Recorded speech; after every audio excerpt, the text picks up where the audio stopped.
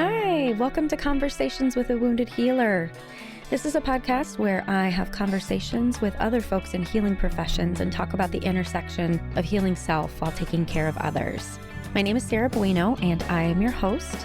And I'm a psychotherapist in Chicago. My practice is called Head Heart Therapy, and I generally mostly work with folks in addiction. And I also teach at a couple different universities, master's level social work students about addiction. So that's a little bit about me if you haven't met me before. I really appreciate you being here and sharing today's conversation with me. I've got something really exciting to share with you today. We have a sponsor. Now, normally I wouldn't advertise for anything that I didn't personally use myself, but I am excited to share this service with you because of the endorsement from one of my very, very best friends and guest from episode 19, Sarah Suzuki. So our sponsor today is the Receptionist for iPad, the top digital check-in software for therapy offices and behavioral health clinics. The Receptionist for iPad is a simple, modern, private way for your clients to check in for their visit. When a client checks in, an immediate notification is sent to the therapist via text or email. The Receptionist for iPad is a great tool to help automate visitor check-ins and allow your clients to get to their provider more quickly and discreetly. So Sarah Suzuki is the founder and director of Chicago Compass Counseling, and she says, "My staff love it. The second we implemented it, they said it was amazing, and our clients really like it too. We wanted something convenient and proactive so clients aren't sitting in the waiting area wondering if their therapist knows that they're there." You too can use the Receptionist for iPad, and you can sign up for a 14-day free trial of the Receptionist by going to thereceptionist.com/healer. I have another fun, exciting thing to share with you. I recently aired an episode with Brooke Thomas of Bliss and Grit, and I wanted to share with you a new community offering from her called Liberated Being. Maybe you're on a healing path if you're listening to a show like this, shedding layers of conditioning, healing nervous system patterns that resulted from traumas, and underneath all of that, a desire to touch into knowing that you are safe, sane, and worthy. If you're on that ride is glorious and confusing and sometimes heart-achingly lonely. It's just a fucking weird journey sometimes, and it's not easy to make that shift on our own. Liberated Being is designed to provide the support the other 167 hours a week when you aren't talking to your therapist or coach. You can visit the website at www.liberatedbeing.community to learn more. It's open to new members now until March 4th, so be sure to hop on that ASAP. And you can also connect with me there. That's www.liberatedbeing.community. We are talking with Sarah Prager today. Sarah has been working with people on the road to recovery from co-occurring substance use disorders and mental health issues for 15 years. She currently works as the clinical manager for the recovery cooperative at AllHealth Network, a vibrant community mental health center serving Arapahoe and Douglas counties in the beautiful Colorado. She's passionate about her work and loves to teach group fitness classes on the weekends. She lives with her husband and 2 little boys in Centennial. For more information about the Recovery Cooperative, visit www.allhealthnetwork.org. So Sarah and I met when I was doing a training out in Portland, and I was so excited to receive her email afterward, and we just got to talking. We have so much in common, and our conversation was wonderful, and I'm really excited to share her with you today. So please enjoy my interview with Sarah Prager. Hello, Sarah Prager. Welcome to Conversations with a Wounded Healer. Hello, Sarah. Thanks for having me. Yeah, I'm really excited to chat with you because we don't know each other very well at all. No. And I often actually find that's almost easier to have conversations with people you don't know because we can go everywhere.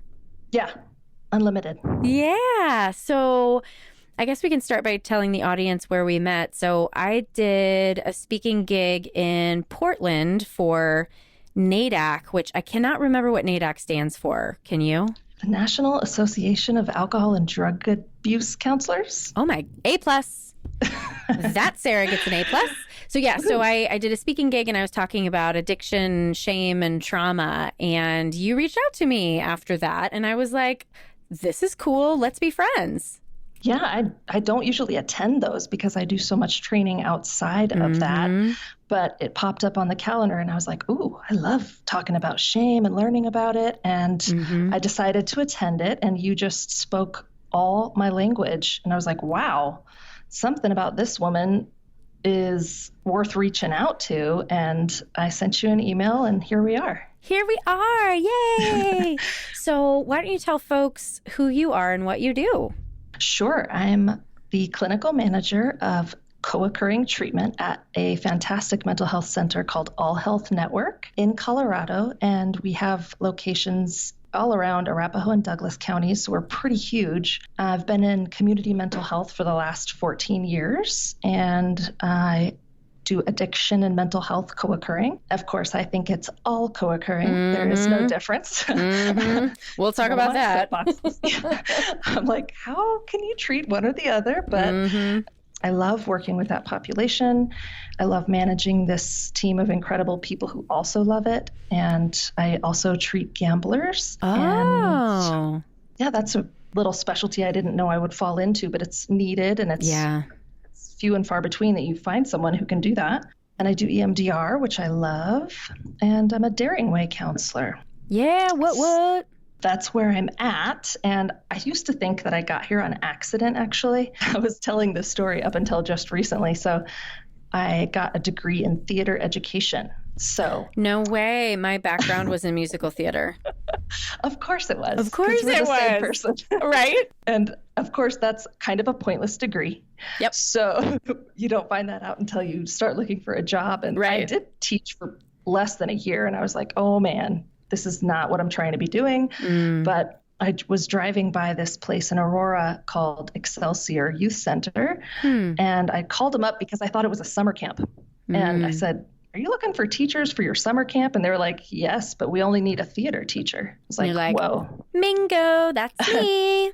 I'm it. So yeah, I did my interview and they hired me immediately. And it turns out it was a residential treatment center for very, very traumatized girls, adolescent girls only. And I immediately fell into the role of crisis counselor and really, really loving working with the trauma, and attachment was huge. So it kind of was an accident. But now that I look back on my life, I realize I was always supposed to be doing this. It's, I've seen addiction and mental health everywhere from my childhood, and I'm exactly where I'm supposed to be. It wasn't an accident. Yeah. I want to pull on a thread, and I don't know if there's anything there to pull on, but I've interviewed actually a decent amount of people who have some sort of like music or theater background. And there's got to be something about our own history in our families with addiction and mental illness and all of that, and our desire to escape through some sort of performance or some sort of art form. Yeah, I think it was both, because my parents were actors. So I was actually brought into it through the family for sure. But also it was a safe place to say, like, I want to be seen and getting some attention without feeling bad or guilty or shameful. And just getting that acceptance regardless of how you feel about yourself. And, it's a good place for folks who don't fit in to any one bucket, theater bucket. Yep. Yeah, so we definitely had the theater and show choir weirdos. Exactly. Yeah. So if you don't mind, I'm curious what is in your history when you look back. I feel like a lot of times when we're going through it, we don't realize how fucked up it is. And then when we look in the rearview mirror, we're like, oh, yeah, that's why I became a therapist. I had that exact feeling about an uncle that I had when we were growing up. He was just like, wow, he's got so many crazy stories. He's awesome. He was working on ships and getting into fights, and he got kicked out of a few countries. Like, don't come back. Okay. That's impressive. Like, yeah. You can't come back to Spain or whatever. Exactly. He's got so many great life stories. And then he started collecting. It sounds like he amassed a collection of weapons for the end of the world, maybe, and he was completely isolated. And it turns out he had some major personality disorder happening. And I think there was some bipolar happening, because he would go into manic episodes that we all thought was just like, oh, wow, cool, crazy activities. Yeah.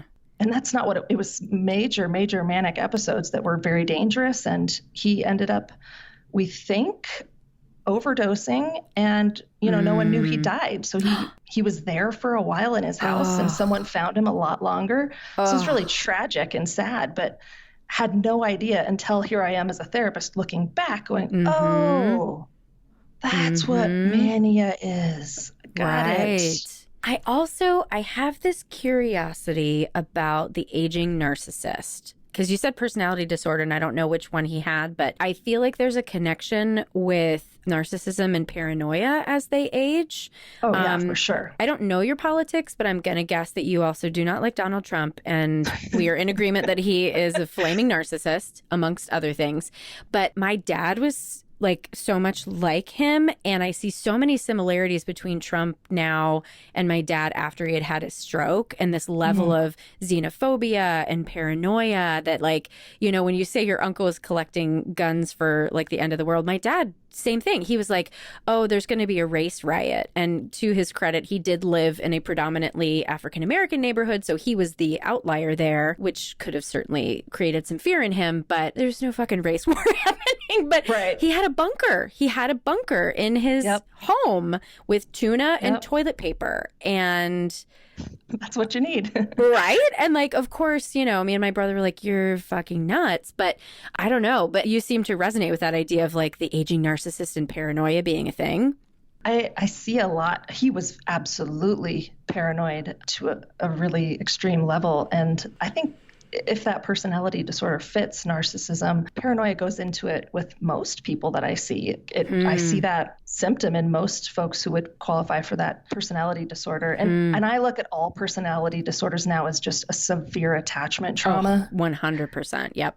We're kind of working towards like, let's not label it for a while. Let's just say we're working with someone's really struggling with attachment wounds. Right. So I don't know what those were for him. And my grandparents are no longer here, so I can't find out. I'm kind of curious. My dad did not have it. I really wish there was some way to go back and get answers. Yeah, like my parents are both passed away, and there's only a few family members left who could give me information, but they can't give me the information that I would need as a therapist to like really be able to kind of uncover a lot of these things. But it's so fascinating to be able to kind of go back in history. Like my mom kept journal after journal after journal, and so I can read some things and get a lot more understanding of her trauma and, like you said, attachment. Oh my God, that's everything. Have you heard of NARM? And if not, get excited. No. Okay. Okay. I've been talking about this forever on the podcast because I'm totally obsessed with it, but it's neuroaffective relational model, and it's all about developmental trauma. And it's a bottom up, top down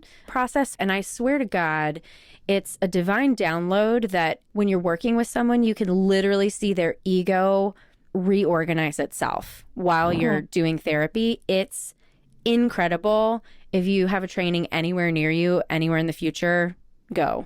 I'll look it up. I feel that way about IFS and parts work. It's very, very there. Yes and no. I think there are similarities to it because one of my therapists is getting trained in it as well, and she's like, this resonates with exactly, kind of overlaps with everything that she knows about IFS. And to me, it also gets at shame, because my frustration with Brené Brown's work has been I want to be able to take it deeper. You know, I've been using it for so long, and it's like there's other stuff here that's not being talked about. And like denial, we really need to talk more about denial, and then getting at how shame is formed in early attachment, not just from the cognitive place where we understand it, but from this physiological place. And that's what NARM does. And it's like, holy shit. Nice. So I'm curious. I have to ask you a question. My mom had serious attachment issues as well. She grew up in a very, very abusive situation in multiple ways. And I want to empathize, and I totally value that she broke that cycle somehow. I'm not sure how, but then I come to a point where I don't want to know everything because it's like it crosses that boundary. I don't want to turn into the therapist. So have you felt that way when you're looking at your mom's history? You know, now that she's passed away, it's different. And it's truthfully, you know, this might sound horrifying to some people, but in many ways, it's been easier for me to do my own healing work without her there, because then it doesn't have to be a relational process. I can just do my own work and be able to dig into her history. So I think for me, it provides a level of safety to make it clinical rather than personal. That makes sense. And it's easier for me to be compassionate with her when I'm not coming from the place of like, you didn't give me what I needed. And that's something that NARM really helped me do it's funny. My dad was always like, he would have been the identified patient in the family because he was a narcissist and clearly an asshole. Like there was no one would disagree that my dad was an asshole in his heyday. And so the finger was always pointed at him. And I spent so much of my time being angry with him. And then once I became a therapist and realized the covert ways that codependency and being an adult child of an alcoholic really, how that behavior manifested in my mom, then I was like, oh, bitch, nah. I've been blaming my dad my whole life, but you are responsible for this too. Now that she's gone, really allowing myself to be angry with her because it wouldn't have been safe to be angry. And it certainly wouldn't have been fair to be angry at her because she did do the best that she could. Mm-hmm. But yeah, NARM like gives space for that anger to be there. And yeah, I could go on and on forever, but we can talk about you more. I just feel that it's the same thing with parts. It allows me to have a lot more empathy and compassion for myself and acknowledging my own parts. Yeah. And in identifying other people's parts, even family, clients, everybody, it's like, wow, it's the whole person is not an asshole. Right. But there's a part of you who's really pushing against me right now for some reason. Right. Not the whole you, but there's a part that's got some big wounds, and it just has reframed the way that I see everyone so beautifully. I just love seeing people in that way. Well, it makes it easier to live, right? Like if I go around thinking that people are assholes, I'm going to be a lot angrier. Whereas as if I think like, oh, you're just hurting. And it's interesting because I'm trying to take this space of, I don't want to spiritually bypass and not experience anger because I think I have a tendency to do that. So for me, it's like this healthy balance of, can I create a space for anger to be there and be safe and process this and still believe that you're a human being who is just hurting? Right. And I don't know about you, but I need space, I need distance, and I need privacy to be able to give the time for those emotions to happen. Anger, grief, the really hard ones, because I mean, I'm a parent, I have a toddler and a 5-year-old. And wow. And I'm, busy in my profession, which I love, but that's, part of the reason why I dipped out for a week to Tahoe is like, okay, it's time, experience everything. And it was great. I think it's really important, especially for women, to plan that and allow for it and foster it, let it happen. I know. And I do really struggle with creating space. I'm at the point right now where I think I need an administrative assistant, and I'm terrified of giving over my calendar. But literally the other day out of my mouth, I said, well, I'm not doing a very good job of managing it, so I bet someone else could do it better. And I literally put my hand over my mouth like, who said that? But it's for me, it is a big struggle to make time, right? Like I have my self-care planned. I meditate, I go to the gym, I do all these things. So I have it all there, but that space just to experience yourself, that's hard. Yeah. And it's not accepted in many circles. I actually got shamed for being there by my host. What? No. What happened? I got an Airbnb. And I know, that's what my husband said too. She was just older and, wasn't coming from the same place I was. And there was a lot of judgment. Like, why are you leaving your kids to come out here by yourself? She wrote me a note that was like, a vacation is no replacement for a happy home. Dang, what? Judgy. Please tell me you left a review that was like, hey, I understand, and this was not cool. Yeah, I said it was hurtful to be judged for trying to be mindful. Yes. I was trying to, take the high road, and I feel okay about that, but it was a good learning experience. Like, even when you're trying to take care of yourself and do the right things, you have to also be prepared for people to think that you're self-centered or selfish or not a good parent. And if you're, I can rebound from that pretty easily, but I was a little shocked. Right? Oh my God. I don't know what. See, my shame reaction tends, especially when it's people judging me for my choices, my shame reaction is to shame right back. And it's something I have had to do a lot of work on to shut my mouth before I just release the venom. But wow, that's, ugh. all my therapist friends are like, yes, that's awesome. I should do that. You should do that. We should all do it. But it's hard to remember that not everyone is in this realm that we live in. Oh, right. One of my therapist friends was like, we've lost the ability to speak human at some point when we become therapists. Right. Yeah. Because how long have you been in the field? 14 years? 14 years, yeah. Yeah, for me, it's a decade. So it's like, yeah. And all of my friends are therapists, and my husband's now a therapist. So I actually feel like right now at this time in my life, I'm being called to open up to friendships with people who are not therapists, but are still on that spiritual path. Right. It's hard to find them. Yeah, I have the opposite. All of my friends, I love the people at my job, but my friends personally, none of them are therapists or anywhere close to it. So I get to have really cool conversations with them that have nothing to do with it. And my husband is absolutely not a therapist. Really? What does he do? Oh, I don't know, businessy, real estate and construction, things that are just not my jam. We're complete opposites. But that's really nice to have. I can sometimes not imagine coming home and being like, wow, we're going to be emotionally vulnerable at here too, and all the time. That's kind of how I roll. And it is exhausting. Yeah.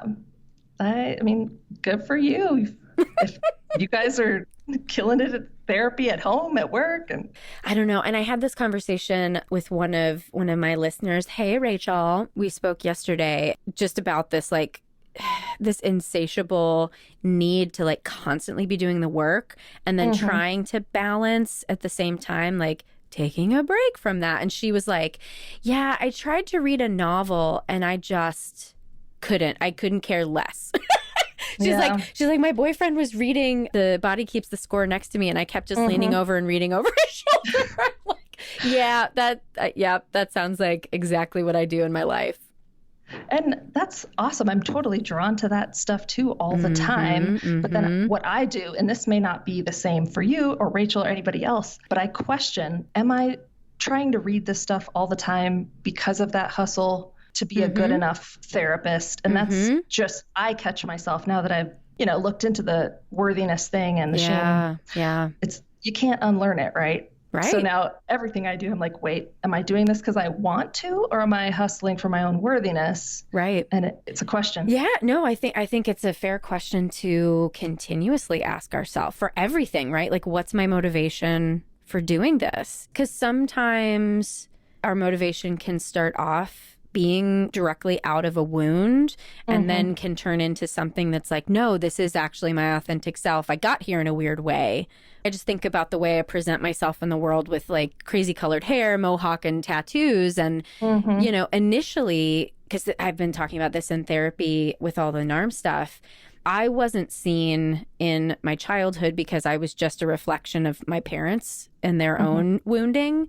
And so my desire to be seen and heard was insatiable. And still to this day, like that is the thing that will hurt me the most, is if you can't understand what I'm saying to you and you can't get on board with like how I'm moving through the world. But now it's, I don't have tattoos because I just want to show off or be out there. It really truly is me, but I got there because of some weird wounding. Yeah, no, I feel the same way. Yeah. Of piercings and tattoos. And at a very young age, I think the desire was just to be different. And there was a little, masochistic numbing associated with it, but I just wanted to be different. And now I can see that everyone's search for authenticity it takes all these weird paths along the way, and mine, that was part of it. I was trying to be authentic, but the way it looked was I just want to be different. And different is authentic in some way, but being authentic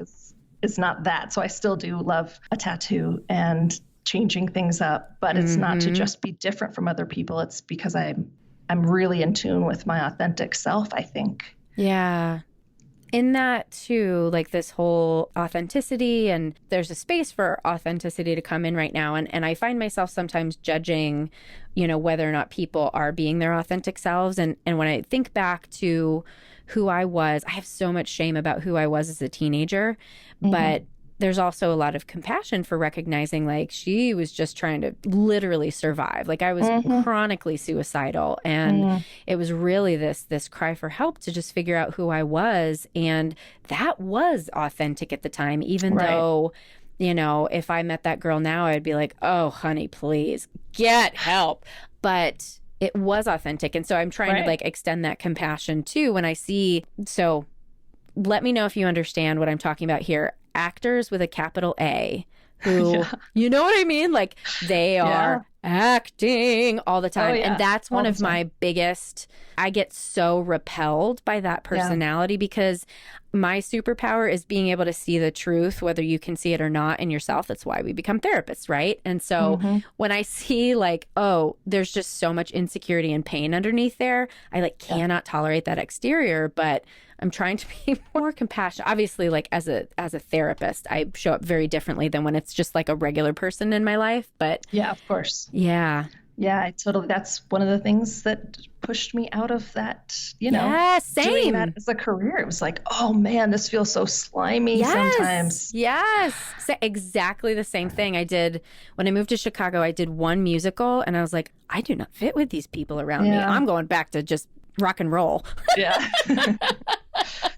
Yeah, I can't stand being in LA because it's everywhere.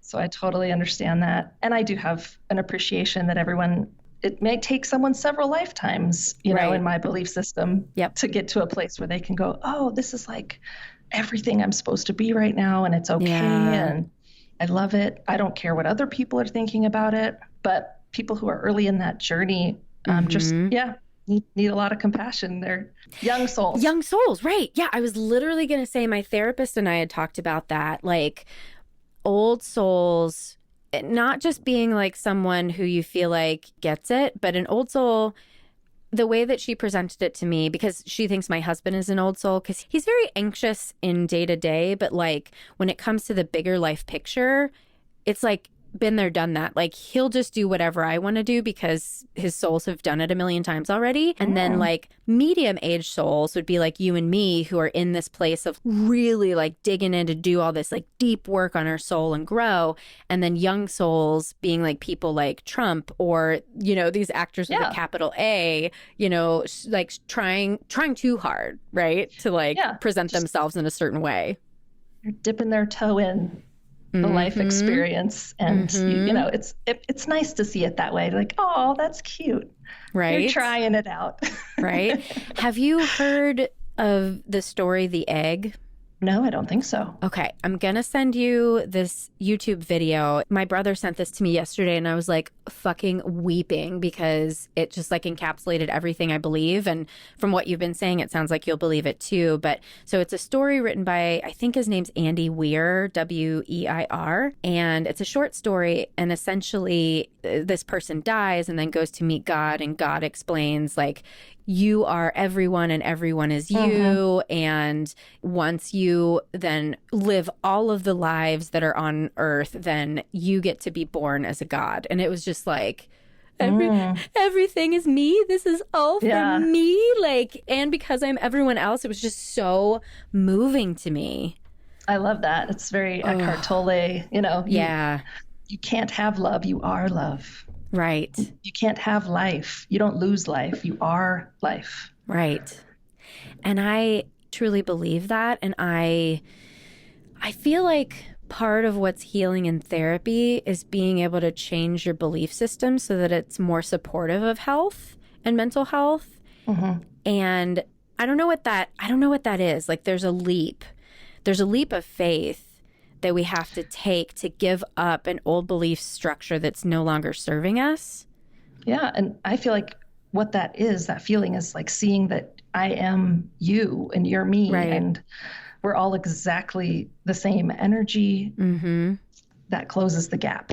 We're on different paths. We're on different journeys, but we share everything. We share all of our energy. Right. And that just helps me so much with compassion. And that's, I think that's what makes me cry so easily sometimes. Yeah. Which is crazy because I never used to cry. And then there was this time that it switched. Wow. And all of a sudden my heart is like open to anything that's emotional, which I'm grateful for. It didn't used to be that way. Wow. I'm sure it's part of spiritual awakening. Yeah, it feels like it. It's really interesting. Well, to take that and kind of pivot with it, with this question of, are you a healer in terms of the work you do? And also to what I'm hearing, and just from our discussions, it's not even the work you do, but it's just who you are seems to be this, I'm going to say healer, but I'm curious your thoughts on the word. I would completely agree with that word. Aww. It just feels right. It hits home. I remember I was super, super young, but I could write. So I don't think I could write real well, maybe 7. And I wrote my parents a letter explaining that I was meant to heal with my hands. Oh, wow. And I don't know where it came from. I think I just was like, wow, I need to let them know that this is what I'm supposed to do. Oh, wow. And I thought that might mean massage. I got certified in Reiki as a teen. I think I was like 13 or something. Wow. So I've always drawn to feeling like I could help people heal or help animals heal. And it's transformed into this venture of healing. And I absolutely think that that's on point. I don't take credit for people's healing. Right. But because I'm open to their healing and I hold space for them to do that, I think it happens and it's great. I love it. I feel it like very deeply when someone else is healing their stuff. It's very moving, and I think it's real. I'm so glad, because so many people don't like to associate with that word because of this fear of either aligning themselves with like gurus who then end up abusing people, or not wanting to take any credit. But I do think that there's a space where we have a right to step in and say, no, I am a healer. I have this gift. And truly everybody has the gift, but whether or not that's our life purpose in this lifetime, I think is just what determines who's a healer and who's not in this lifetime, right? But I love the word, and I want to associate with it. And so I think like part of the podcast for me is like, okay, can I say this? Because if other people say it, I can say it. So I'm just asking hundreds of people this question just so I can like affirm my own belief. It's all inverted narcissism at the end of the day, isn't it? No, it's this, I don't know. Sometimes we need permission to be as awesome as we are. Right. And that's from everything growing up in society and everyone telling you to play small and you're not good enough or whatever. And now you're at the point where you've arrived and you can say, actually, and I can say, I'm pretty cool at this. It's actually happening. I see it happen and I'm going to own it. And, playing small doesn't help anybody. Yeah. And I think too, because talking about like your experience of going to that Airbnb and having that woman tell you that there's no substitute for spending time with your kids, like, we'll get pushback from that. And I think the best thing that we can do as women in particular, because fucking divine feminine, we are about to rule the world. Like it is going to tip within our lifetime that women really get to step into our divine power in a different way. But I think those of us who are on the path to this and who are stepping into our power just need to continue to support other women in doing that instead of tearing them down for whatever reason. One of my friends on Instagram, she's another Daring Way professional, and she's shifted into this like wellness coaching world. And someone just went off on her about the fact that she eats meat, and it was just this like, it was this awful shaming bullshit. And my friend posted this on Facebook and was like, how do I respond to this person? And when I went back and looked at the post, so many people had stood up for my friend and said, you know what, like, Kelly is an amazing person. She does really great work. And I understand that veganism is your point of view and you're not wrong. And at the same time, there's no space for shame here. That's not okay. And so I wrote back to her. I was like, I don't think you need to say anything. I think your tribe did it for you. Yeah, it's been taken care of. Yeah. I'm always talking to especially women who are younger than me, but even women who are older. It's time for us all to be able to say how we feel when we feel it and not be scared. I'll have your back. You have my back. Yep. Set some boundaries.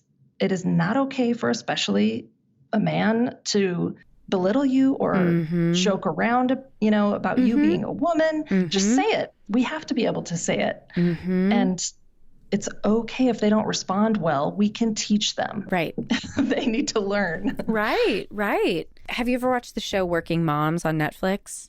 No, I see it all the time on my little queue. You would love it. There's so much about this, you know, moms trying to like make their way through the world in the business world, and, you know, how they show up at home and they are just so imperfect and hysterically imperfect that it's so worth a watch. Like, even not being a mother, I can relate to so many of the expectations, and it's great. I'll definitely check it out. But I completely agree that it is tipping, and I feel it, and I'm super energized by it. And, you know, it doesn't have to be this negative, radical, mean, angry thing. It's just going to happen because it's right. It needs to. It's time. I'm on board. Yes, ma'am. How about the term wounded healer? How do you feel about that? I also totally resonate with that. And I don't think I would have said that 10 years ago. I would have said, oh, you know, everything was fine growing up. Nothing horrible happened to me. And that's still true. Nothing horrible happened to me. Right.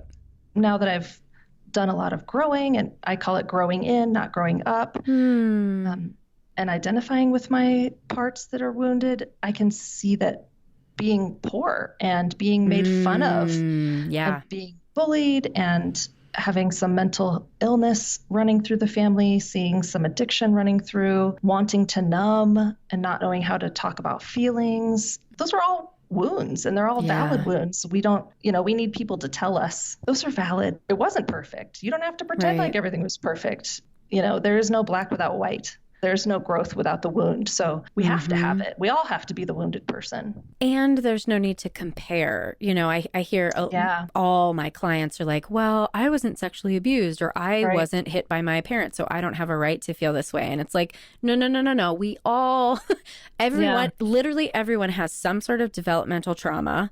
And so we all have a right to feel whatever it is that we feel based on our family of origin and our experiences. Yeah, I love sending that message, especially in groups, because you can see people holding back. Yep. You know, you got something to say right now. Well, no, it's not as bad as what they were going through. And you really have to send that message a lot. Like, everything that you went through is so valuable, and we're here to give you some empathy and give you some compassion. We want to, allow us to. Right. Yeah, I literally had that moment today. I do a group in a detox every Monday, and I love it. It's my favorite thing. And like, we talk about addiction and shame and all of that sort of stuff. And this person, yes, I had a good childhood. There was nothing wrong. And then, you know, I talked a little bit about the NARM perspective of everyone has developmental trauma, and it can be a failure in the environment to meet whatever needs you had at the time. And then this client said, you know what? I never thought about it, but I was the fourth child. So my mom already had 3 kids under the age of 6 and 2 dogs, and did it all by herself. Of course, she didn't meet my needs all the time. And I was like, yes, you get it. You get it. It's not about your parents being bad or wrong, but it's just a failure in the environment. And I hope that, you know, that person can take that and create some more space for examining the shame that could have been a result of this, blaming self instead of blaming this failure in the environment. It's just, I love it. I love it. Yeah, it's so hard to do. You feel so guilty about saying it wasn't perfect, but it's true. I have very vivid memories, just a few that stand out, but it's about not having new or brand name things. Yeah, so, like, just the comments, I remember sitting in class with these shoes that I knew came from Payless, right? But I thought they were awesome because they were new. So I thought I was like really hot shit. So I had new shoes. And some kid was like, hey, Sarah, where'd your mom buy those? Intentionally. Right. And I was like, oh, you know, somewhere at the mall. I don't know. Where do rich people buy shoes? At the mall? Funny. I walked out of that class knowing like, wow, they know something, and that sucks. And my mom did the best she could. She was trying to be a single parent for a whole long time, working really hard. And, you know, she didn't do anything wrong. She bought me new shoes. Right. But that's a wound that showed up in me trying to hustle for things for a long time. I relate to that too. I totally forgot. It was in 5th grade, everybody had hypercolor t-shirts, the t-shirts that would change. Yep. Yes, everyone had one, and that's all I wanted, and we couldn't afford it. Yeah. I totally remember those shirts. And I had one really cool shirt from Target. And because again, I thought, Target, wow, that's like where people get brand name things. And I loved the shirt so much that I wore it, I don't know, several times a week, probably. I can't remember. But, and then I, growing up, like, oh, crap. I think I just wore the same shirt over and over because it was the one thing. But now, I can have compassion for that part of me who really wanted to fit in and have nice things. And it's all good now. Right. Compassion. Oh, yes. Compassion. It fixes everything. Yeah. Well, I'm coming to terms with trying to not say the word fix because that then implies that I'm broken. But yes, I am totally in there with you. And we are, believe it or not, we're coming to the end of the hour. And I want to make sure to give you space to either share anything that you haven't shared yet or share with people where they can connect with you. Anything else you want to say? Well, I love where I'm working right now, and I would invite anyone to look at our website, AllHealthNetwork.org. And community mental health is a fantastic place to work and to come for treatment. Man, so much better than some places that can charge an arm and a leg. And I just want to invite people to think about recovery, however it looks. It doesn't mean abstinence all the time, or it doesn't mean 12 steps all the time, or anonymity. It can be prideful and out of the shadows and supportive and shame-free. And we really try to offer that. And I try to live it and invite people to think about it and explore it. I'm kind of just feeling this right now about loud and proud, like getting people, again, out of the shadows. It doesn't have to be anonymous all the time. Everyone on earth experiences the desire to numb. Yep. And they swing from anxiety to depression. We're all on both spectrums all the time. Yep.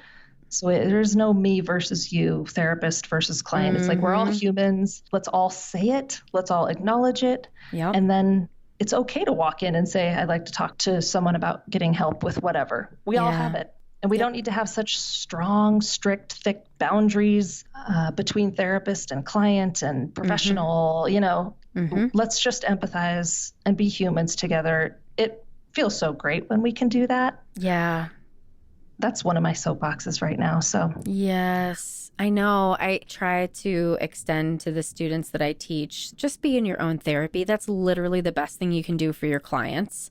Because I think as a parent, the best thing a parent can do is take care of their own healing so that they don't send their shit down to their kids. And it's true for therapists. We take care of our own healing so we don't put our shit on our clients. Yeah. And be open to that. And you have to acknowledge that you're wounded in order for that to happen. So let's just be open about it. Yep. One of my friends just recently said, like, there are 2 types of therapists, the ones who know they're fucked up and the others who are fucked up and don't know it. Right. And one is very obvious. Right.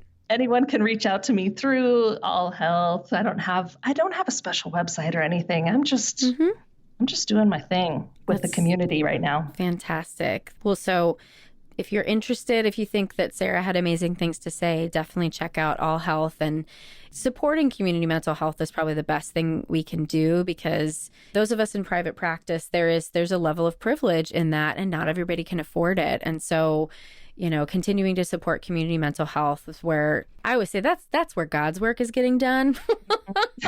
I mean, it's all good work, but it's tough work to be on the front lines. Yeah, and it's fulfilling. It's joyful. It's beautiful. Yeah. It's all great. I love it. Yeah. Well, Sarah, thank you so much for being here today. I just love when there are just these random connections that happen, and it's just perfection. What a lovely talk we had today. Thank you for writing me back. Duh. I know. I loved it. Thank you. Yeah. All right. Thank you so much. Okay. Have a nice day. Thanks so much, Sarah, for a wonderful conversation. To find out more about Sarah and the work that she does, you can visit us at www.headhearttherapy.com/podcast for all the great details on how to contact her. Thanks as always to the Creative Imposter Studios for producing and editing. Thank you to Liam O'Donnell for the album art and to Ben Mueller for our theme music. Thanks so much for tuning in. Until next time, bye-bye.